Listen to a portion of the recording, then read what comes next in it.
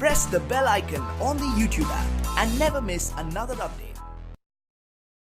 अस्सलामुअलैकुम, welcome to my channel technical में। चलिए शुरू करते हैं। तो दोस्तों, आज की इस वीडियो के अंदर मैं आप लोगों को दिखाने वाला हूं कि अपने किसी भी एंड्रॉयड मोबाइल में उर्दू इस्लामिक कैलेंडर कैसे इंस्टॉल करें। तो सबसे पहले आपको अपने मोबाइल के प्ले स्टोर को ओपन करना है।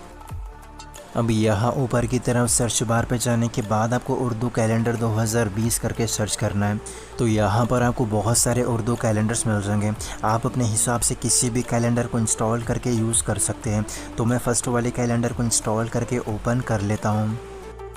और कैलेंडर को ओपन करेंगे तो आपको दिसंबर 2019 का मंथ देखने को मिल जाएगा।